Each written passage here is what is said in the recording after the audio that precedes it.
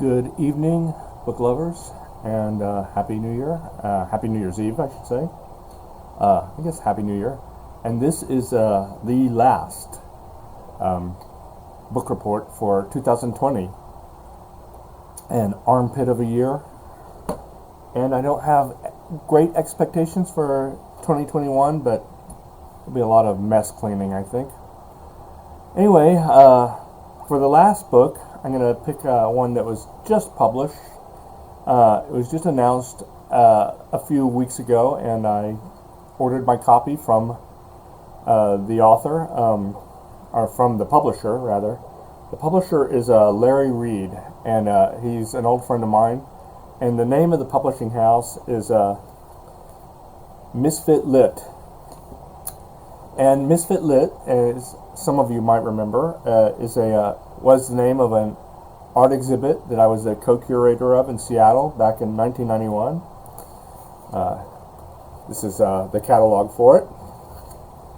And Larry, I think, decided that he wanted to start his own little publishing line. He's been working in a publishing adjacent world for a long time. Anyway, he started off with this book, Kathy Acker in Seattle. And it grew out of a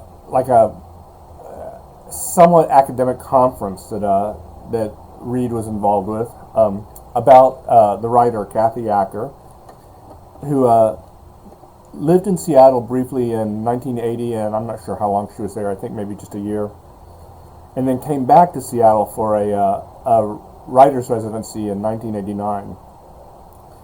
And he was involved in both of these encounters with Kathy Acker. In 1980, he was a young gallerist. He ran like a funky Pioneer Square gallery called Roscoe Louis. And it's funny to say that now, because if you were in Seattle, there's no way you could have a funky gallery in Pioneer Square. But back in 1980, I think it was a lot more run down. It was Skid Row. There were lots of SRO hotels there, and I think that aspect of Seattle got gentrified out of existence. But in any case, he was doing that, and she moved to Seattle because she was in love with an artist who lived here, or lived there, I should say. I say there. In 1980, I was a senior in high school, so I had no knowledge of Seattle. To me, it was a distant, unknown city. But I knew it was in Washington State. That was about it. I knew the Space Needle was there. Anyway, it had its own artistic scene happening, and I want to say, I think generally any city of a certain size has an artistic scene. You just have to dig down sometimes to find it. And I think in the case of Seattle, people like Larry Reed, and his wife, who was then Tracy Rowland. I think she still goes by the name Rowland, but then I don't think they were married yet, but she was part of the scene, and I think she was part of Roscoe Louis, and Kathy Acker showed up because she was in love with this writer named this artist named Jim Logie. And I don't know anything about Jim Logie. I don't know what his art looks like or whether he was any good. In fact, this whole book doesn't seem to talk about Logie, the artist, all that much. It just talks about him as the person that Acker was attached to. And Acker, who is a postmodern novelist, very transgressive novelist. Her best-known books are Great Expectations, where she rewrites Great Expectations in 1983, Blood and Guts in High School from the next year, and Empire of the Senseless in 1988. But she actually wrote a whole lot, and she died of cancer in 1997. Getting started on my New Year's Eve celebrations with this Ruby Redbird Shiner. It's kind of a light beer. I'm not sure why I went light. I like the fact that it might have a grapefruit flavor. I used to have a friend here in town who had a gigantic grapefruit tree in her backyard, and once a year she would have a big party to celebrate, the ripening of the grapefruits. And one of the drinks she would serve would be these shandies with beer and grapefruit juice, and they were delicious. Anyway, back to Kathy Acker. So she comes to Seattle and makes a big impression, and a lot about the first half of this symposium that Reed was involved with is about her 1980 life in Seattle, and she wrote about it in Great Expectations, and she wrote about Jim Logie, and I want to read a little bit about it because it's funny. She was a good writer, but a difficult writer. She wrote, "Women found him sexually attractive and then fled from him. He had a series of women and could obviously get any woman he wanted who didn't know his reputation. Living with him was living with hell. He never relaxed. He was always like an atom bomb. He thought he was delicate feminine because when he got drunk, quote, parentheses, relaxed, the only aspect he could perceive was overwhelming self-insecurity or fear, and fear is feminine. For women, it lies at the heart of heterosexual sex. I don't know whether I believe that. I don't want to believe that." Anyway, poor Jim Logie. And if, Jim, you're listening, I have no opinion on whether that's an accurate description of you. And one thing that's interesting is that some of the people at the symposia are people who were in the Seattle art scene at the time, and they described Logie in much more positive terms. They didn't see him as a womanizer or whatever, but I guess, if you've had a bad relationship and you're writing a novel, you get to get your revenge however you want. So anyway, as the 80s went on, Kathy Acker's reputation grew and grew. A lot of the stuff she wrote, and then years later it would get published because it was so difficult and so personal. But it would finally get published, and people would go crazy about it. This was at a time when sort of transgressive stuff was cool, and so research publications was a big deal then. Getting tattoos started to be a big deal then, and a whole universe of like things. And I think Larry Reed was definitely into that kind of stuff. Anyway, he ran this gallery, Roscoe Louis, for a while, and then later in the 80s, he got hired to run a big nonprofit art space called Coca. So if you were in Houston, it'd be like being asked to run Diverse Works. And there's these big nonprofit art spaces that are kind of avant-garde, popping up all over America in the 70s and 80s. And Coca was the one in Seattle. Coca stood for Center on Contemporary Arts. And so he wanted to have all kinds of artwork, not just visual art, although he did have fantastic exhibits there.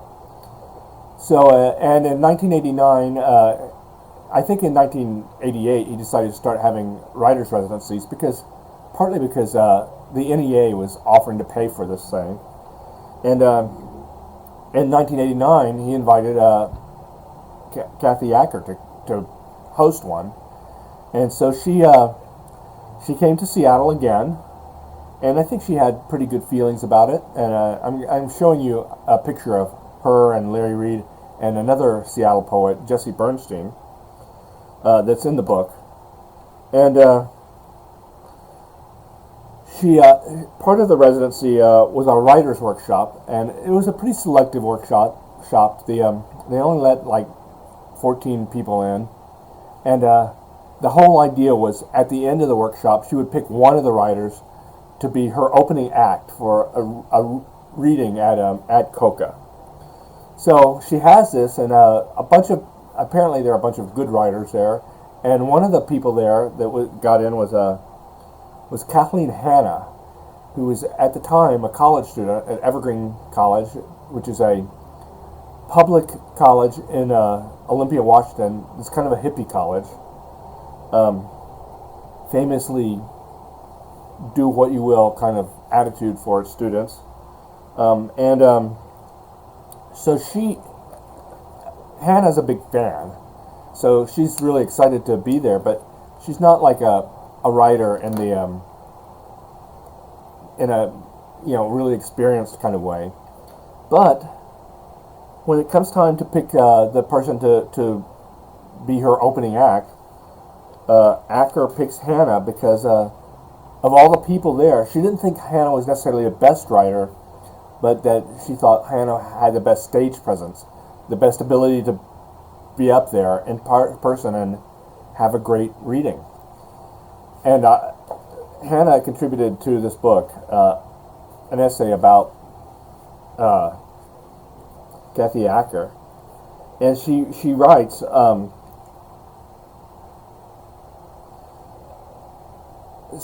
that Acker was like, "What are you doing?" I was like, "I'm a spoken word artist," even though I totally wasn't.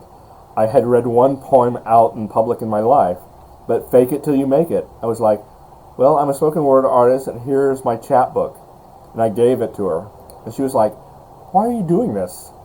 Why are you writing? What's the point?" Which is a damn good question to ask someone who's in a writing class.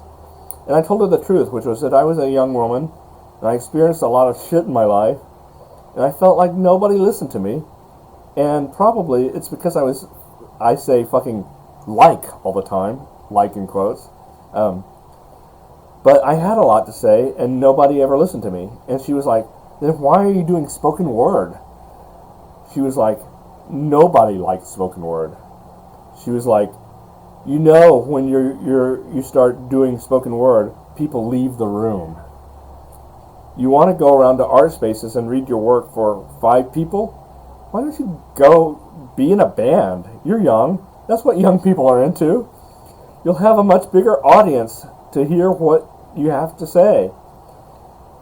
So after the workshop, I went home and started a band. And that's an oversimplification of what happened, but basically she did. She went home and started Bikini Kill, and she started a whole movement. She started the whole Riot Girl movement. So Kathy Acker is pretty much single-handedly responsible for starting the Riot Girl movement. And on that basis alone, it's an interesting book. And the music that was playing as we came in was Rebel Girl by Bikini Kill, which is about their most well-known song, I think. So Hannah opened up for Acker at her reading at Coca, and this was in August of 1989, and they were followed by a performance by a young, not well-known band called Nirvana. And the crazy thing is, that I could have seen that show. I was there in Seattle. I just moved to Seattle, and I just didn't know my way around the art scene yet. I just didn't know it was happening. And I didn't know Nirvana was going to subsequently become gigantic in a couple of years. But I wish I'd gone, and I subsequently became a big fan of Coca and Larry Reed's programming there. I can't remember how I got to know about it, but I think it might have been through Pete Bagg, who was one of the artists. I moved to Seattle to work for Fantagraphics Books, and Pete Bagg was one of Fantagraphics' artists, and he was plugged into all the kind of counterculture stuff that was happening in Seattle, even though he himself was kind of a square dude. But I think he liked being a part of the scene, and so it was through Pete Bagg. I'm pretty sure it's through Pete Bagg that I met Larry Reed, and would start going to Coca openings, which were always fantastic. And eventually Larry asked Fantagraphics to curate a big comic show for him, and that was Misfit Lit in 1991.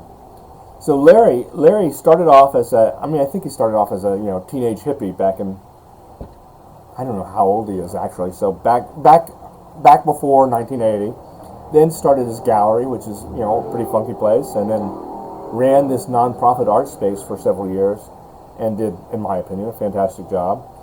Then came and worked for Fantagraphics because there was a strong belief that this guy knew how to get people interested. I mean, you go to the openings of Coca and they'd be packed. So Fantagraphics wanted some of that, and Larry was really good at that. He was the one who realized that the stuff that was happening in Seattle with the music scene, Fantagraphics could totally piggyback onto that.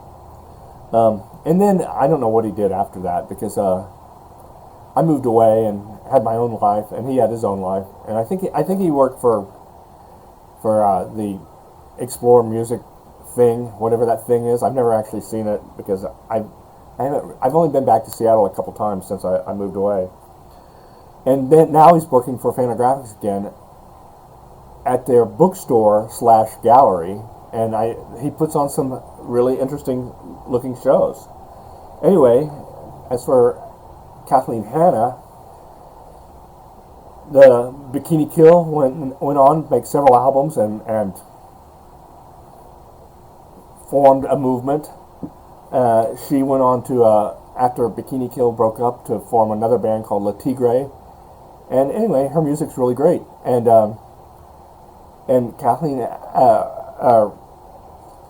Kathy Acker got breast cancer and died of it, unfortunately. But here's Larry's first solo publication as the publisher of Misfit Lit. And one thing I think it might be going on here is that a lot of this book is all about Kathy Acker, and a big portion of it's about Kathleen Hanna. But a lot of it's about the scene in Seattle that Larry was deeply enmeshed in. And I think part of his impetus behind starting this new publishing house is to talk about that. I mean, here he's been living the scene for 40 years, 40 plus years probably, and has been deeply involved and has a lot to say. And publishing books is one way to say that kind of stuff. I always thought it would be cool if he could find a Boswell to his Samuel Johnson, because he has an interesting biography. But maybe the best way to do it is to have symposia and have people talk about the things that happened at Roscoe Louie and Coca and so on, and publish books of them. Anyway, it's a good start. I liked it. Thanks very much, and Happy New Year.